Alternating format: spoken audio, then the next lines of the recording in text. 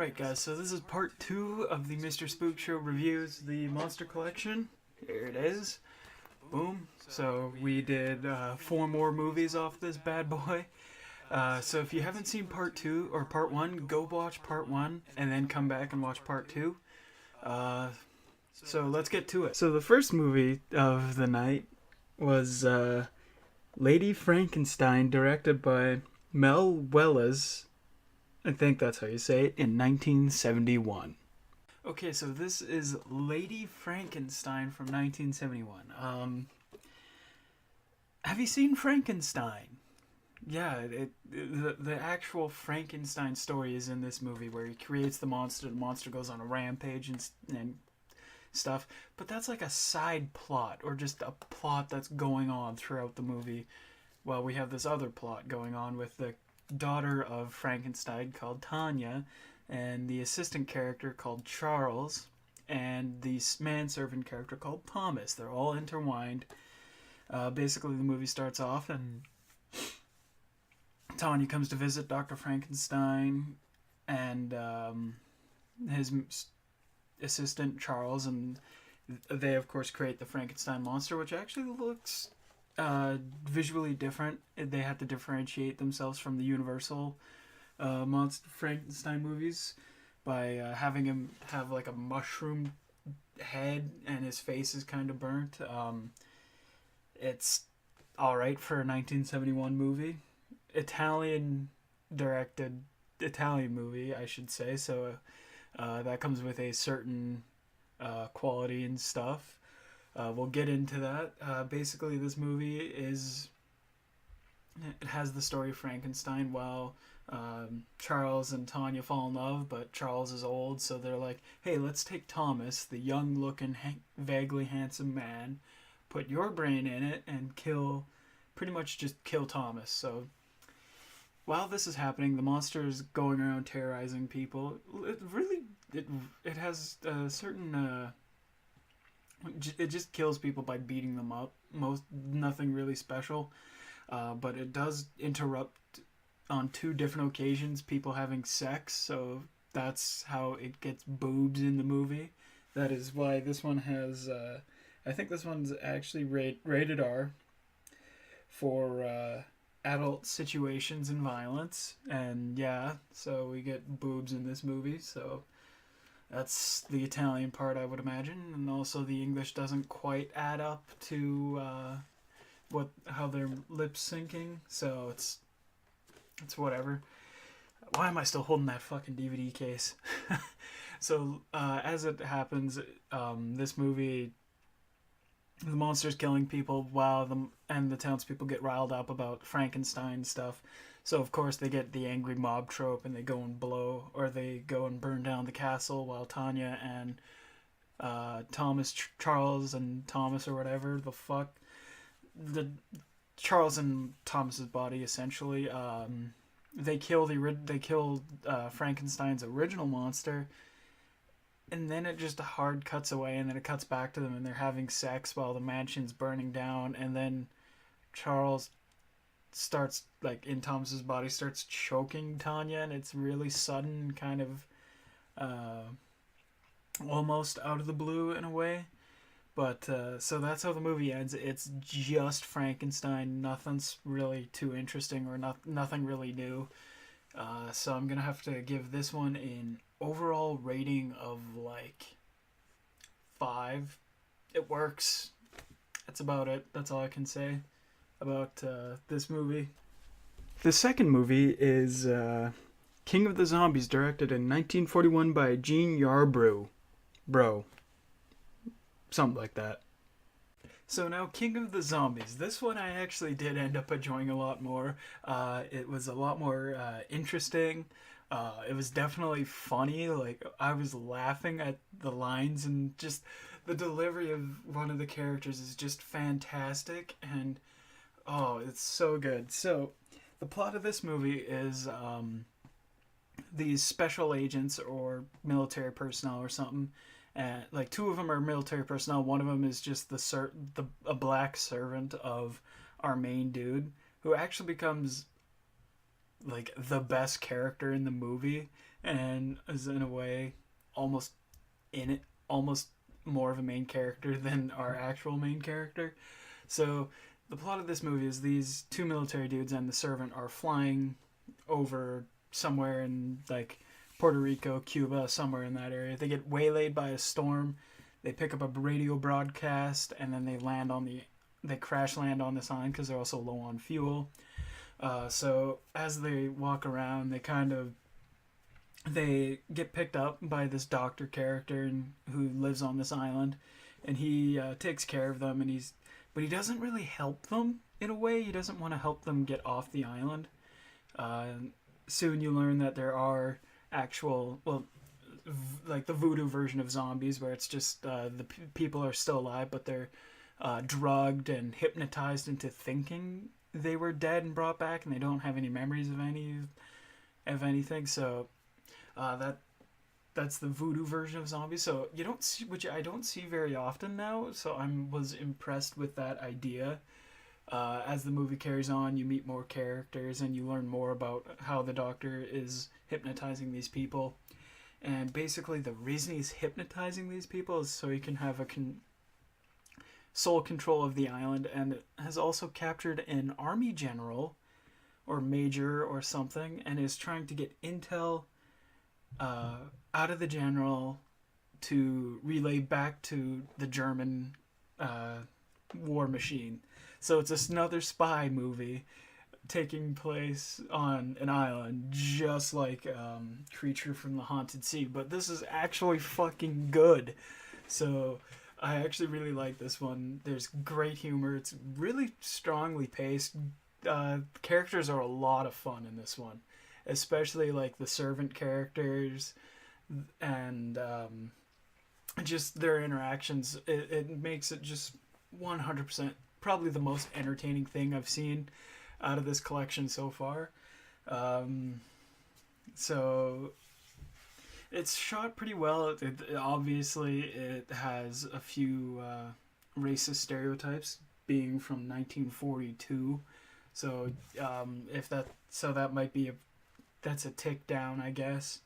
I'm gonna have to give this one though an 8 out of 10. I actually really liked it. I was intrigued. I was surprised, and overall, it was a good movie. It actually didn't just end at the climax like most of these things do. It ends with a bit of a denouement and like wrapping up of the story.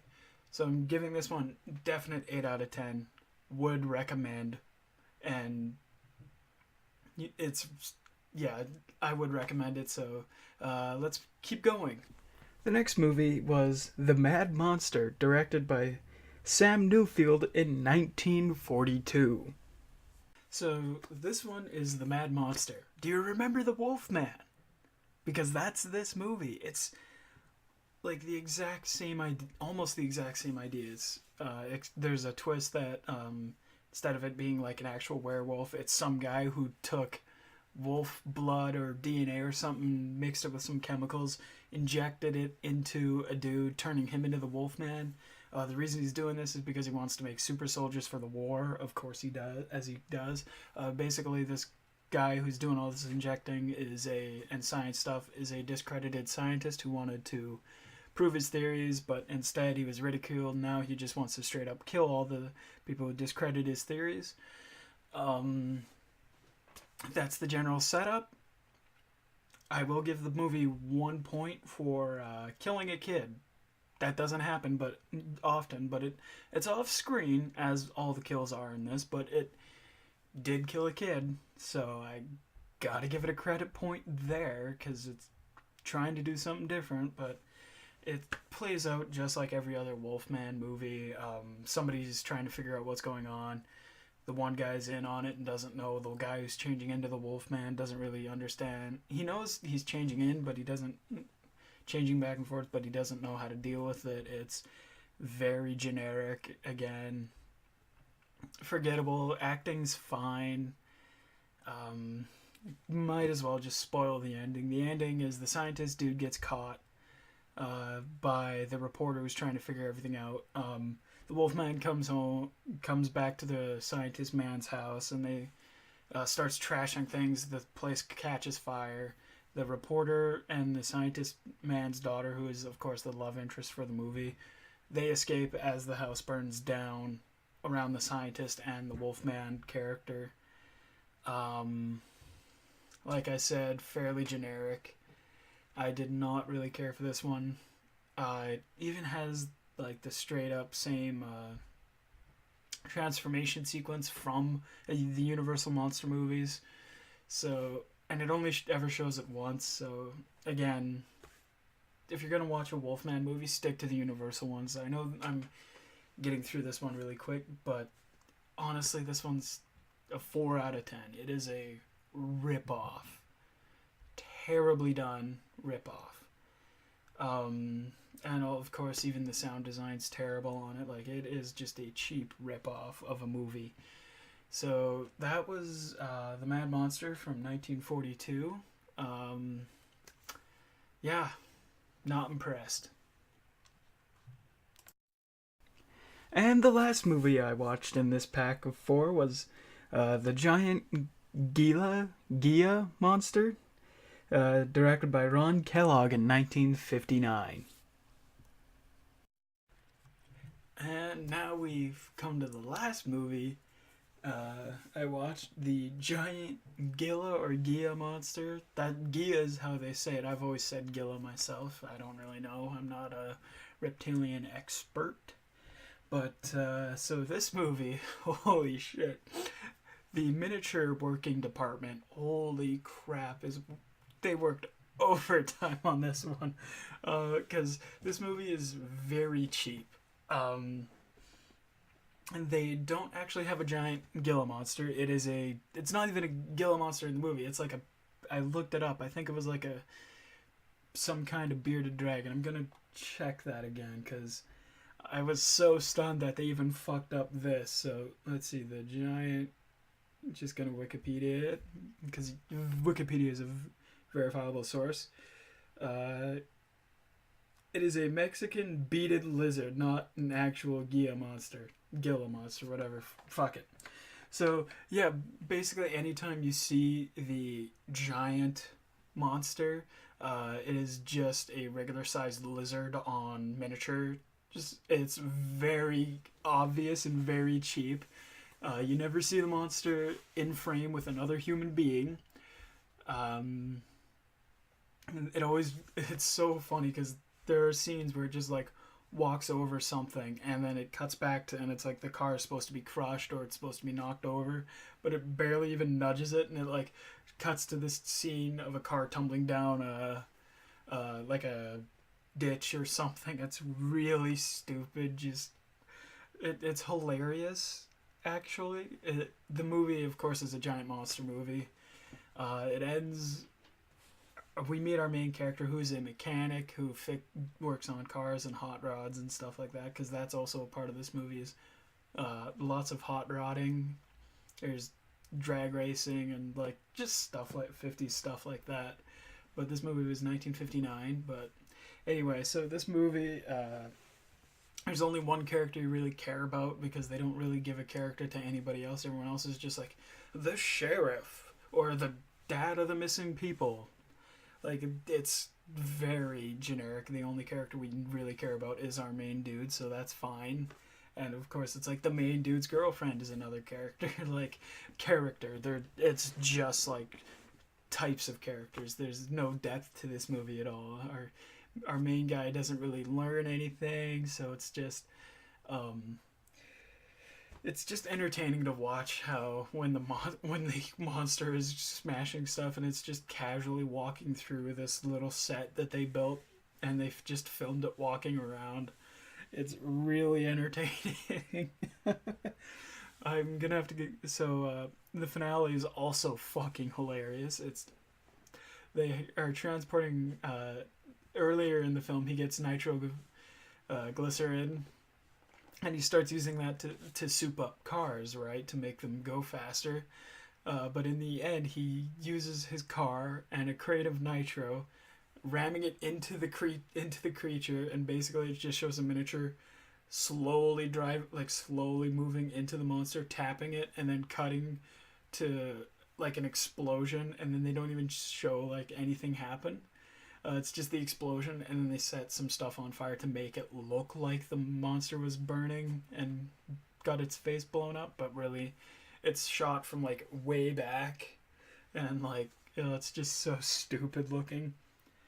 Um, so that's attack, or it's not even Attack of the Giant Gila Monster. It's just the Giant Gila Monster. It is shot cheap, but they tried to make an actual movie out of this premise, so I gotta give them points. I'm gonna have to go 6 out of 10 on this one because it's just bad, but it's such a fun watch. I would only recommend trying to find the YouTube clips of the monster walking through the miniatures because oh my god, those are the best scenes in this movie. So that was Attack of the Gila Monster, and of course my best of these movies will have to go to King of the Zombies, just because that one was purely entertaining and interesting and just a good watch overall. So thanks everybody for watching, and we'll see you in the next video.